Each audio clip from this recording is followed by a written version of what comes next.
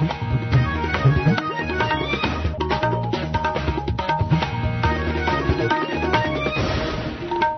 आकाशवाणी जम्मू है। संजा खबरें च तुंदा स्वागत। पहले खास खबरें कन्नै मैं कुणाल श्रीवत्स। पहलगाम आतंकी हमले ते ओदे पर ऑपरेशन सिंदूर दे रूपै च भारत दी प्रतिक्रिया पर विशेष चर्चा लोक सभा च 28 जुलाई गी कराई जाग। श्रीनगर च नार्थ जोन लीगल कांफ्रेंस दा आयोजन। केंद्री कानून मंत्री अर्जुन राम मेघवाल, उपराज्यपाल मनोज सिन्हा ते मुक्खमंत्री उमर अब्दुल्ला होर भी होए शामल। राष्ट्र अज्ज करगिल विजय दिवस दी 26वीं बरेगंढ मना'रदा ऐ। सेना अध्यक्ष होरें युद्ध नायकें गी सम्मानित करने आली पैहल दी सराहना कीती। सीमा सुरक्षा लेई नमीं ब्रिगेड कायम करने दा ऐलान कीता। IIM जम्मू च डोगरा विरासत ते संस्कृति गी मनाने लेई अनोखी पैहल बंधन दी शुरुआत। ते शतरंज च फीडे महिला विश्व कप 2025 दे फाइनल च कोनेरू हम्पी ते दिव्या देशमुख आमने सामने। मैच जारी। ते खबरें दी तफसील कन्नै जगमोहन शर्मा। शुक्रिया कुणाल। संसदीय मामले दे मंत्री किरण रिजिजू होरें आखेआ ऐ जे पहलगाम आतंकी हमले ते ऑपरेशन सिंदूर तैह्त भारत दी प्रतिक्रिया बारै संगारें लोकसभा च इक खास चर्चा कीती जाग।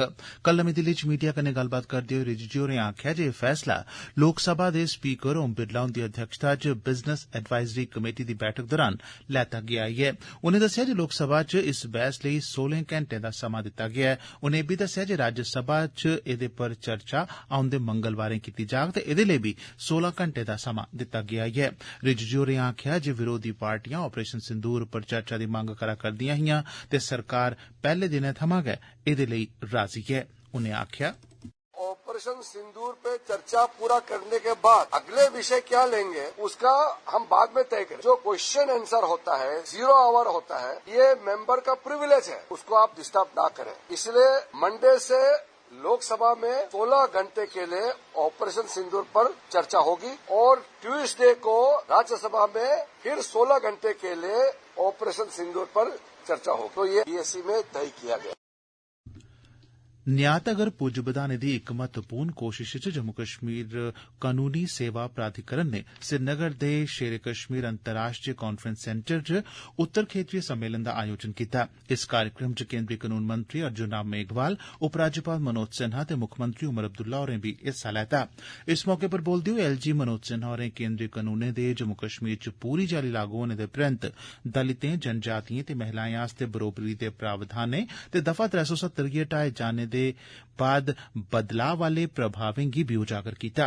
उन्हें आख्या महाभारत के सभी उदाहरण इस बात के प्रमाण हैं कि भारतवर्ष के लिए न्याय व्यवस्था कोई नई व्यवस्था नहीं है। हजारों वर्षों से न्याय व्यवस्था भारत की आत्मा से जुड़ी हुई है, हमारी जीवन पद्धति से जुड़ी है, इसके विकास के केंद्र में रही है। और इसीलिए न्यायालय को हमारी संस्कृति में न्याय का दफ्तर, न्याय का ऑफिस नहीं कहा गया, बल्कि न्याय का मंदिर कहा गया, जहाँ बिना किसी भेदभाव के सुनिश्चित किया जाता है कि सबको समान न्याय मिले और लीगल सिस्टम तक उनकी पहुंच समान रूप से बन सके।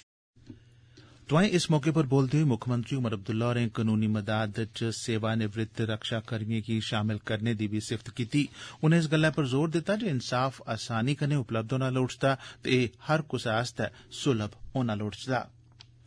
समूलचा मुल्ख अज्ज करगिल विजय दिवस दी 26वीं बरेगंढ मना करदा ऐ। सेना प्रमुख जनरल उपेंद्र द्विवेदी होरें अज्ज भारत लेई जंग लड़ने आले साबका फौजिएं दे सम्मान च केई महत्वपूर्ण पैह्लकदमिएं गी शुरू करोआया।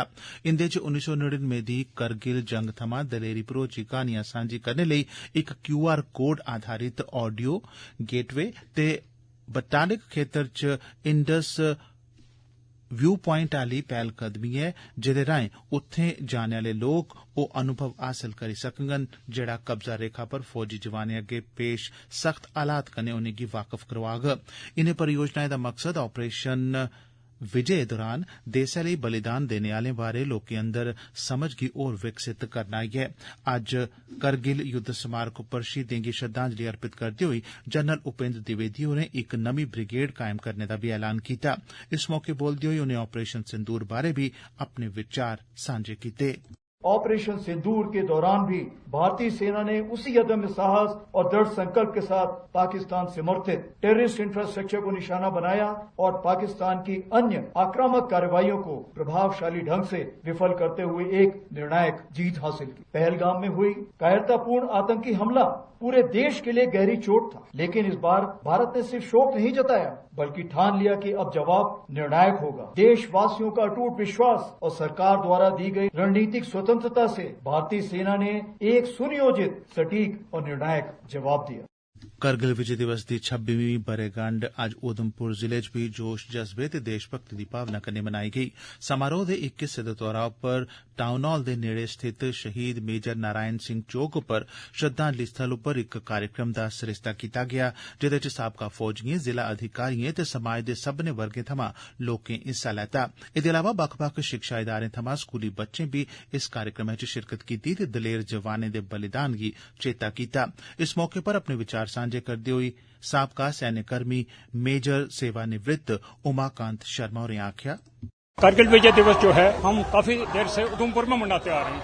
आज का जो कारगिल दिवस था ये बड़ा खास है। पाकिस्तान के साथ एक और छोटे लेवल पे लड़ाई हुई जिसको ऑपरेशन सिंदूर नाम दिया गया। वो बड़ी भयंकर लड़ाई थी, हालांकि वो 3-4 दिन ही चली, लेकिन उसमें हमारी सेनाओं की क्षमता का पता लगा और हमारे जो पूर्व सैनिक थे उन्होंने अपने आप को वॉलंटियर किया था लड़ाई के लिए। अगर लड़ाई आगे चलती तो हम भी सेना में जाते और उनकी मदद करते। और मैं यही संदेश देता हूँ कि सिर्फ सेना का काम नहीं, हर नागरिक को अपना अपना काम करना है देश की रक्षा के लिए।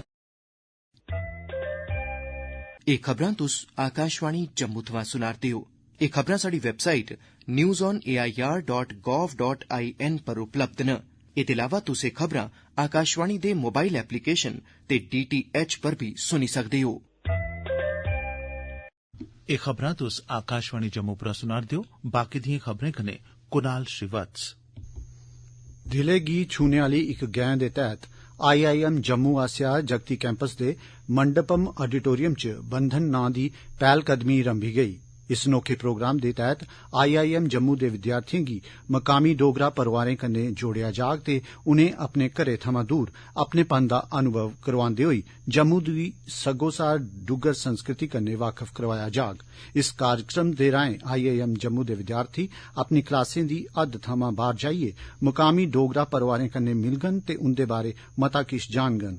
इक ऐतिहासिक गैं दे तैह्त 120 मकामी डोगरा परोआरें इस पैह्लकदमी दा हिस्सा बनदे होई IIM जम्मू दे विद्यार्थिएं दा अपने घरें च स्वागत कीता। प्रधानमंत्री नरेंद्र मोदी होर कल ऐतवारें 27 जुलाई गी दिनें 11 बजे अपने माहवार रेडियो कार्यक्रम मन की बात दे राएं देश बदेश च रौह्ने आले लोकें कन्नै अपने विचार सांझे करगन। एह् इस कार्यक्रम दी 124वीं किश्त होग, जेदा प्रसारण आकाशवाणी ते दूरदर्शन दे समूलचे नेटवर्क ते कन्नो कन्नी आकाशवाणी खबरें दी वैबसाइट ते news on AIR mobile app ते DD न्यूज, आकाशवाणी न्यूज, प्रधानमंत्री हुंदे दफ्तर ते सूचना ते प्रसारण मंत्रालय दे YouTube चैनलें पर भी कीता जाग। आकाशवाणी जम्मू आसेआ मन की बात दे तुरत मगरा एह्दा डोगरी च अनुवाद प्रसारित कीता जाग, जिसी तुस रातीं 8 बजे इक बारी परतियै भी सुनी सकदे हो। आकाशवाणी दा क्षेत्रीय समाचार एकांश जम्मू रातीं 10:30 बजे मन की बात पर इक विशेष परिचर्चा भी प्रसारित करोग। रियासी जिले दे लोकें प्रधानमंत्री ग्राम शिड़क योजना दे तैह्त 220 करोड़ रपें दी लागत कन्नै 12 नमीं शिड़क परियोजनाएं गी मंजूरी दित्ते जाने दे सरकार दे फैसले दा बड़ा मता स्वागत कीता है। जिले दे दूर दरेडे इलाकें दे बसनीकें इस गैं गी उंदा जीवन बदलने आली पैह्ल करार दिंदे होई आखेआ जे एह्दे ने उंदे जीवन च सुरक्षा पैदा होग। एह् शिड़कां स्कूलें, सेहत इदारें ते बाजारें तोड़ी पुज्ज गी बेहतर बनांदे होई पहाड़ी जिलें च रोजमर्रा दे जीवन च सकारात्मक बदलाव आनने दा कम्म करङन ते इंदे कन्नै मकामी स्तर पर कम्म रोजगार दे मौके भी पैदा होङन। रियासी दे विधायक कुलदीप राज दुबे होरें आखेआ जे इनें परियोजनाएं दा कम्म तौले गै शुरू होग। साढ़े जिला संवाददाता कन्नै इस बारे गल्ल करदे होई विधायक कुलदीप राज दुबे होरें आखेआ, ये PMGSY रोडें जो हमारे प्रधानमंत्री जी की एक बहुत बड़ी स्कीम है कि हर घर में जहां 250 की आबादी होगी वहां पर ये रोड पहुंचाई जाए। तो उसी के लक्ष्य में ये जो हमारा रियासी डिवीजन और माहौर डिवीजन, इनमें से जो रियासी कंस्टिट्यूंसी की हैं 12 सड़कें आई हैं, जिनका 220 करोड़ रुपया सैंक्शन हो गया है। ये 16 करोड़ रुपए की 6.5 किलोमीटर है। ऐसे ही पनासा के पार 14 करोड़ कुछ की वो रोड जो है सैंक्शन होके आ गई। और शतरंज च कोनेरू हम्पी जार्जिया दे बटूमी च फीडे महिला विश्व कप 2025 दे फाइनल च साथी भारतीय दिव्या देशमुख दे खिलाफ मुकाबला करा'रदियां न। एह रोमांचक मैच जेड़ा दवें भारतीय खिडारने बश्कार खेडेआ जा'रदा ऐ, अगले बरे होने आले फीडे महिला कैंडिडेट्स टूर्नामेंट च थाहर निश्चित करदा ऐ, जित्थे जेतू गी विश्व चैंपियनशिप खिताब आस्तै जू वेनजुन गी चुनौती देने दा मौका हासल होग। ते अखीरै च खास खबरां इक बारी परतियै पहलगाम आतंकी हमले ते ओदे पर ऑपरेशन सिंदूर दे रूपै च भारत दी प्रतिक्रिया पर विशेष चर्चा लोकसभा च 28 जुलाई गी कराई जाग। श्रीनगर च नार्थ जोन लीगल कांफ्रेंस दा आयोजन केंद्रीय कानून मंत्री अर्जुन राम मेघवाल, उपराज्यपाल मनोज सिन्हा ते मुक्खमंत्री उमर अब्दुल्ला होरें बी एह्दे च शिरकत कीती। राष्ट्र अज्ज करगिल विजय दिवस दी 26वीं ब'रेगंड मना करदा ऐ। सेनाध्यक्ष होरें युद्ध नायकें गी सम्मानित करने आली पैह्ल दी सराहना कीती। सीमा सुरक्षा लेई नमीं ब्रिगेड कायम करने दा बी ऐलान कीता।